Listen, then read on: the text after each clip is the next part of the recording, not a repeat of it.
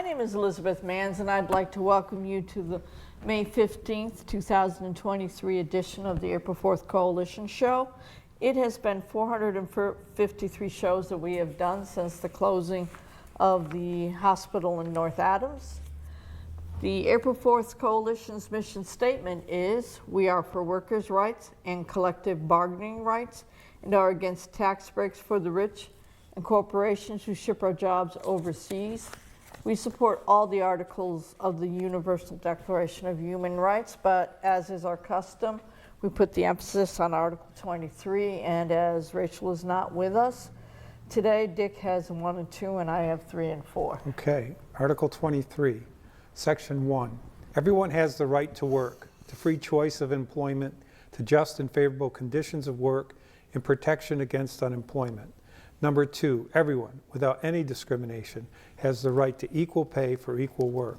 Number 3, everyone who works has the right to just and favorable remuneration or compensation, ensuring for himself or herself and his or her family an existence worthy of human dignity and supplemented, if necessary, by other means of social protection. Number 4, everyone has the right to form and enjoy trade unions for the protection of her or his interests. And as is traditional, we give a shout out and thank you to Michael Putnam for airing the audio portion of our show on Friday at 6 p.m. on the community radio station, WMNB LP 107.1, and a thank you to the fabulous staff, David Fabiano and his staff at NBCC, for accommodating us and helping us put on the show. Yes. So, thank you. Go ahead. Well, I was just going to give an overview of what we were going to talk about today. Last week we talked about the college's plans to lease Berkshire Towers to the state of Massachusetts as a homeless shelter. And some breaking news came out last week and was aired on WAMC, where President Burge did an interview. He didn't have time to meet with the Berkshire Eagle, but he did do an interview, so we're going to bring you that interview. It's about 5 minutes long. And then we're going to move on to Robert Reich. He does a little bit of talk about the debt ceiling crisis that's going on and the importance of us not defaulting on our debt. And the third thing is talking about a strike that's going on, the Writers Guild strike. And we'll just have a little short excerpt, a 5-minute excerpt from the Ralph Nader Radio Hour, which you can get online or through a podcast, and just gives a brief outline of what's going on with that. So there we go. I thought we'd start with that WAMC article from last week about the college's decision not to open up a homeless shelter.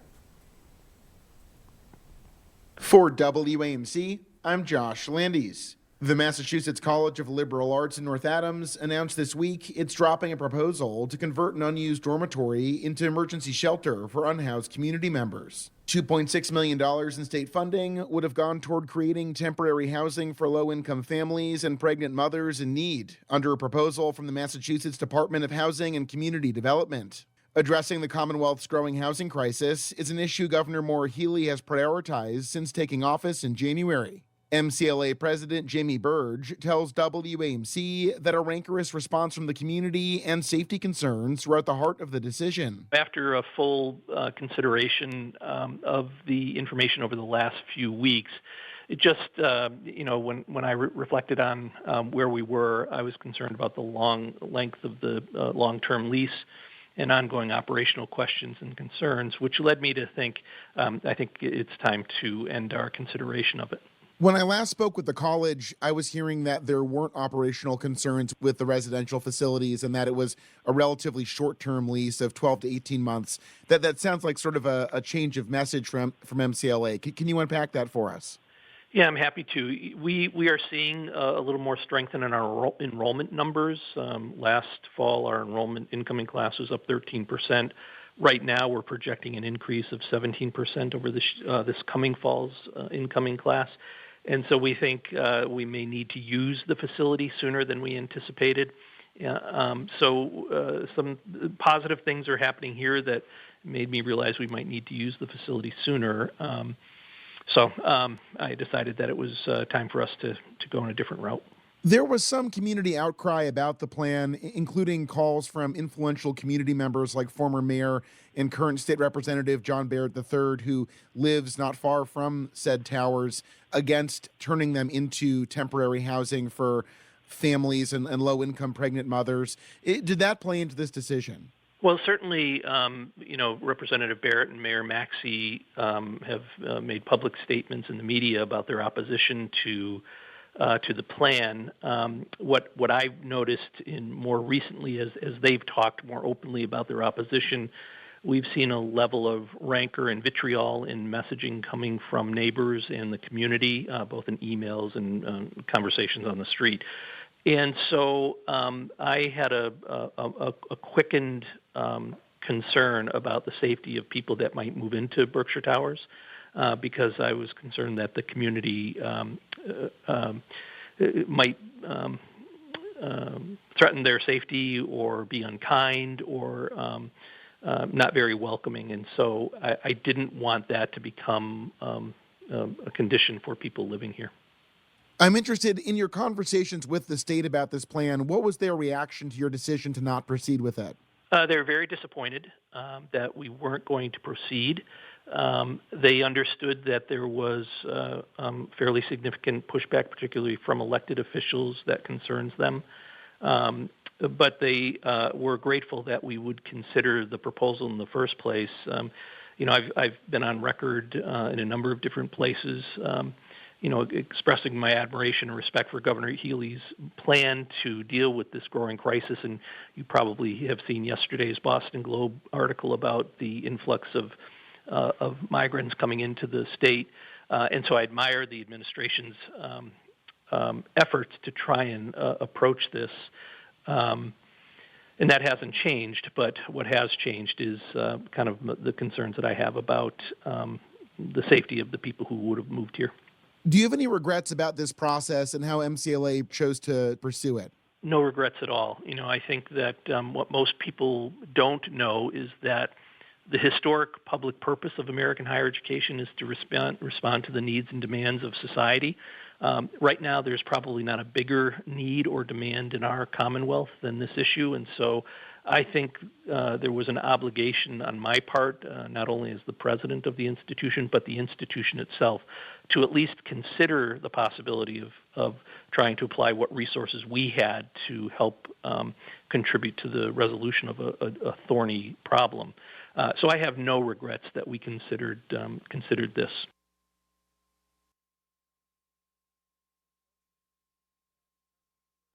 Has such a low Opinion? opinion of the residents of the community that surrounds this college.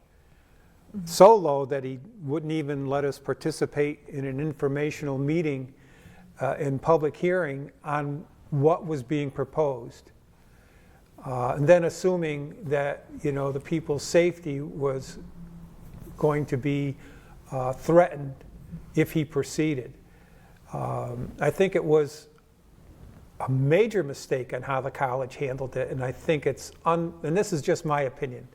I'm not talking for Liz or the April 4th Coalition or the studio or the TV station. I'm just thinking that he should have, brought the community in. If the job of the university or the college is to meet the needs of the community, he should recognize the fact that democracy is one of the biggest crisis in our society right now, and he could act in a teaching way on how a true leader brings everyone together, lets everyone be heard, and lets then weighs the decision. But just to exclude everybody and just think it's a top-down decision, I think it's a big mistake. I think that a lot of people were concerned about the college and its viability. If they started leasing dormitories for homeless shelters, what would that do for incoming students? Would that not be an attraction for them? That was the one, and they were worried about the community's ability to meet the social net, Yes. net of the community, being able to meet the needs of the influx. Yeah. And yes, I'm gratified that we're having a 17% increase in the class. But given you also graduated this and congratulations to all the graduates at MCLA, you had beds come available. So I'm not sure that 17% increase was going to overflow into Berkshire Towers at this point. Yeah. I think it might have next year had you continued Right. into another one. Right. But I just think the process was flawed. I don't know, I do think that, yes, homelessness is a crisis. I think we need 200,000 in the last report that we had, over 200,000 new homes we need in Massachusetts just to keep pace with the influx, yeah. with what's changing, and we need probably another 100 or 200,000 more to make things more affordable. So let's move forward and address that problem. And if we do have immigrants coming into our state, yes, let's welcome them. Let's make it so we have the facilities and the counseling and the employment office and the welfare office right in the community that can take these people and make them part of our society. I'm not saying that in a negative way, but I just think that the college just didn't have a very good process of including the community in their decision making. So let's hope that President Burge learns from the experience, and next time a topic comes up that could Yes. have such a major impact on the community, he'll do the in-between steps before. and hope that the trustees, if he doesn't, instruct him to do so. So let's move to the next topic. We're talking about the debt crisis. Yes. Deja vu. Here we are. Yeah. 9 months down Didn't the road. you just say that? Yeah. Yeah, we have a debt ceiling crisis coming up again. We have one every time there's a Democratic president and a Republican House. or a Republican Legislature. legislative body. When Donald Trump was president, the Republicans just raised the debt ceiling Raised without it without question. blinking, and the Democrats raised it without Yeah, it was blinking. unanimous. There was no thought about It wasn't holding anything hostage. Yeah. So let's listen to Robert Reich and listen to what he has to say. Republicans are threatening to destroy the economy if President Biden doesn't give in to their demands. But the 14th Amendment to the Constitution gives him the power to stop them. Republicans are taking advantage of the so-called debt ceiling to try to force deep, painful cuts to programs Americans rely on. If Congress doesn't raise the debt ceiling, America might have to default on its bills, destroying the credit of the United States and wiping out millions of jobs. Now remember, raising the debt ceiling is not about taking on new debt. It's about whether America will pay its current debts. This is a key reason why raising the debt ceiling should not be negotiable. Ironically, Republicans had no problem raising it 3 times under Donald Trump, even as they enacted major tax cuts for corporations and the wealthy that caused the nation's debt to soar. But now, Kevin McCarthy and his band of MAGA radicals, they say they'll only raise it in exchange for drastic cuts to health care, education, veterans benefits, and more. My advice to President Biden, ignore them. Mr. President, your oath to uphold the Constitution takes precedence. And as the supreme law of the land, the Constitution has greater weight than the law on the debt ceiling.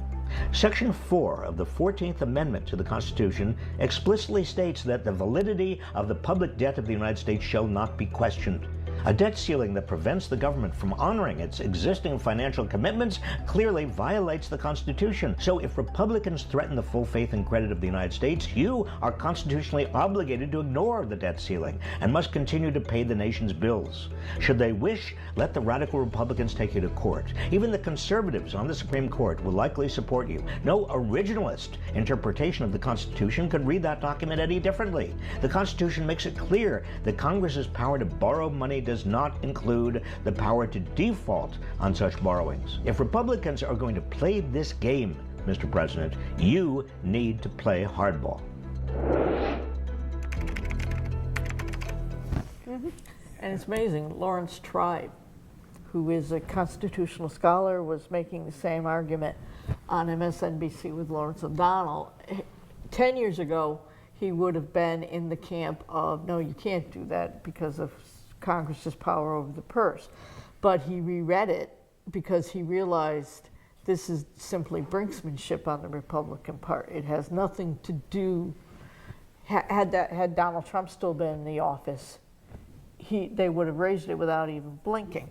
And he realized then that this was just, they're trying to blackmail and extort from the Democrats things that they can't get through legislatively at this point in time. And shame on them. Yeah. In all sense. There is no concern for humanity or for people. It's simply they're trying a power play here. Right. They don't have the votes to pass the budget that they want, so they're holding the markets and our retirement plans and people's jobs Right. hostage. I've listened to a lot of podcasts, and I can't remember which one it was. One person on a podcast drew the analogy of passing a gallstone. It's like passing the debt ceiling limit. It's like passing a gallstone. You know it's going to pass. It's just how painful is it going to be, and when is it going to pass? And Right. essentially, they're playing. The last time they played this game in 2011. It caused our rating, our bond rating, to go down, and it's never recovered from that. So we lose money when they play these games. All these discussions they want to have can be postponed until the budget. And all of them belong in the budget discussion. It Yeah. does not belong in whether or not America Yeah. pays its debts. Yeah. And America intends to pay its debts. That's obvious. It's simply they Right. want, and this is an artificial mechanism anyway. This is a rule that got started in the House and the Representatives back in the 80s, or even, I don't think it was much sooner than. I'm not sure how far back But it is. It could be didn't back as exist in the 1700s and the 1800s. This is an I think it was in artificial creation. the 20s or something like that, but I'm not sure. But I did hear Paul Krugman, who's a Nobel laureate in economics, not in debt ceiling, but in other things in economics. But he talked about it, and he listed a number of ways of doing it, and this was one of them. But the big thing with the debt ceiling, he said, is no one wants to be blamed for the economy sinking if we default. No one wants to have their name on it. That's why he said if it goes to the Supreme Court, they're probably not going to be the ones to take the economy. They don't want their name on it. Or say it could be the Federal Reserve. They could say something and they don't want their name on it. No one wants responsibility to tank the economy. They're just using it as a tool, and it's not good government. It's not good governance. It's not. You could try this 14th Amendment, but then they could do other things, legislation. It would actually work if Biden did, because it'll take well nigh over 2 years to get, probably a year to get to the Supreme Court before anything Or they else would do could it be immediately. happening, and then Congress can't say yay or nay about raising the debt ceiling. The It'll best just thing go is, up. let's pass a clean bill right away. So why don't we move now to there's a writer's strike going on, and we were listening to I was listening to the Ralph Nader Radio Hour. It comes out every Saturday. You can go to it online or where you get your podcast. But we're going to listen to a 5-minute segment that's about the strike. So if we could watch that right now with the Ralph Nader Radio Hour. David Goodman has written for over 20 television series. His best-known work is as head writer and executive producer on Family Guy. He was the president of the Writers Guild of America West from 2017 to 2021. In that capacity, Mr. Goodman led the Guild in a campaign to force the Hollywood talent agencies into adopting a new code of conduct to better serve the needs of their writers. And today, he serves as co-chair of the WGA negotiating committee in their strike against the Alliance of Motion Picture and Television Producers. Welcome to the Ralph Nader Radio Hour, David Goodman. It's a pleasure to be here. Welcome indeed, Mr. Goodman. This is unabashedly an affirmative answer to the question that unions have asked for decades. Whose side are you on? And we're on your side. I'm a member of the SAG-AFTRA union, have been for many years. I know what those unions have done for artists, people who get on TV and radio and produce a lot of profits for their TV and radio stations. So welcome again. And I want to open this by providing a frame of reference. You're dealing with an industry that pays some of its executives a lot of money. One of them received last year, reportedly, a pay package worth $250 million. That is 2.5 times more than what Tim Cook, the CEO of the most profitable corporation in the world, Apple, received.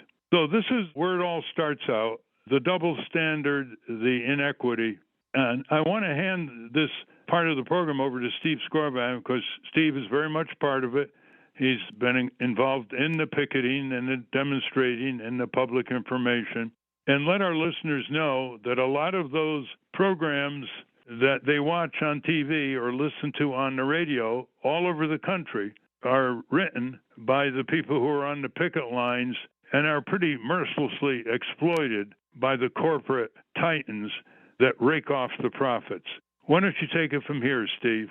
Yeah, thanks, Ralph. David and I have known each other for a long time, probably 15 years since the previous strike from 2007, 2008, which was really an important strike for the writers to get jurisdiction over what they, at that time, they called new media. It was essentially the internet. And we knew that if you don't get your foot in there at the beginning, then you never get it back. Why are we striking today, David? Why am I walking for 4 hours around the Disney studios on strike, carrying a sign? First, let me just say it's a pleasure to be here and pleasure to be talking to you and to Ralph Nader, one of my heroes. But just speaking to the specific situation, it's very similar in a broad sense to what happened in 2007. We saw a future back then of streaming television, which didn't exist then. There was no streaming shows back then, streaming movies. That Netflix was a DVD library.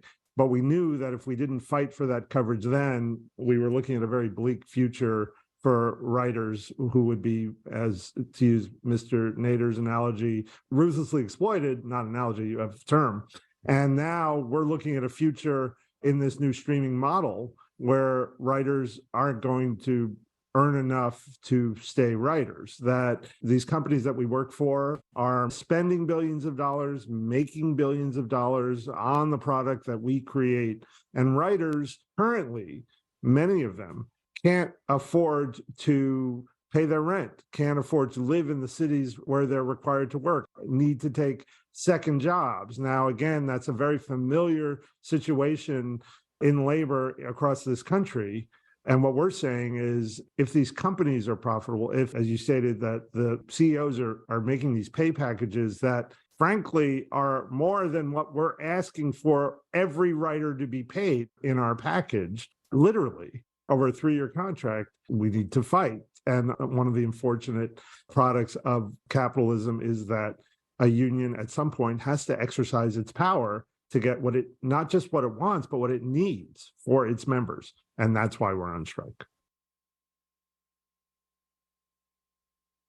Throughout the country. Yeah, it's emblematic of the entire economic system. People that are getting paid huge amounts at the top. And the income inequality is, you know. And and just crumbs for those who actually produce the product or do the labor. And I remember the one in the 80s. That went on for a long time because the studios figured they could just do rerun upon rerun upon rerun for a long time. And then they started having these reality TV shows, you know, like, and look what that brought us, reality TV. It brought us a president that wants to be a dictator. You know, we want quality, well-written TV, and we want people who do that. We want everybody in every industry to be able to be paid enough where they can live in their community and survive, you know, just like it says in our Universal Declaration of Human Rights. Everyone who works has the right to just and favorable remuneration, ensuring for himself and his family an existence worthy of human dignity and supplemented, if necessary, by other means of social protection. And that's what these men and women are doing. They're standing up for their rights in that entertainment that we use as an escape is an industry. It is. And there's people making millions and millions of dollars off it. But the people between the advertising and everything. The executives are not suffering for No, this, you no. know. But the people at the Bottom bottom, are. there, you know, there used to be, when they had TV shows like you had Seinfeld or shows that went on for 8 years or so, those writers were set for life. You know, I mean, Right. that was that career. That was a career. Yeah, yes. but now they have like 3 or 4 shows on Netflix, and that's a series, and that's it. And that's it. You know, right. so it's a gig economy. We heard that term a lot, gig economy. Right. People that are driving instead of taxis, they're driving Ubers. And things like that. It's just no contract, and you're you know, it's like piecework.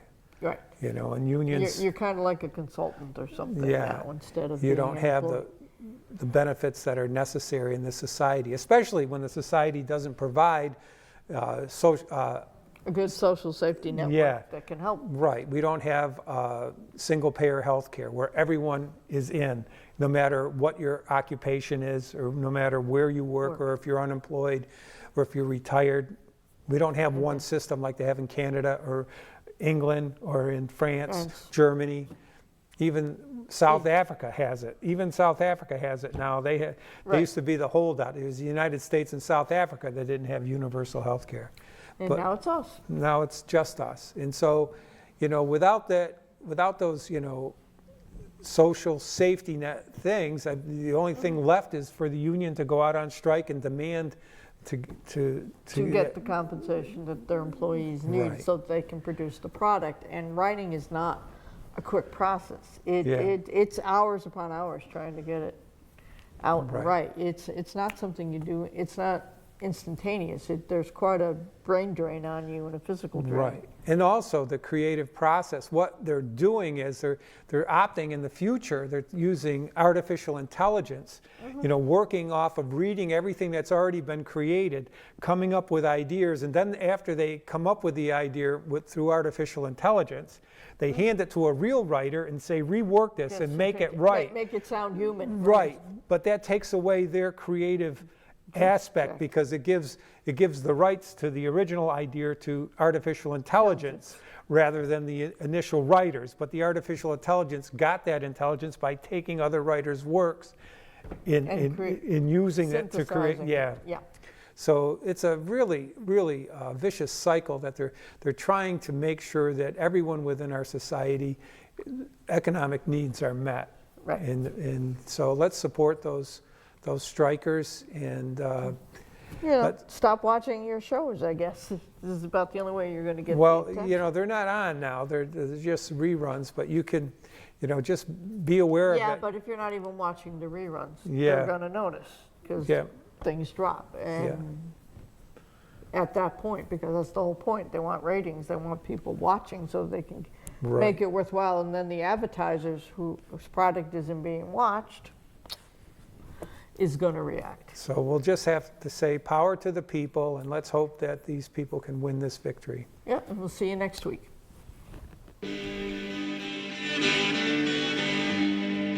There's power in a factory, power in the land, power in the hand of the worker. But it all amounts to nothing if together we don't stand. There is power in our union. Now the lessons of the past were all learned with workers' blood. Mistakes of the bosses we must pay for. From the cities and the farmlands to trenches full of mud. War's always been the bossy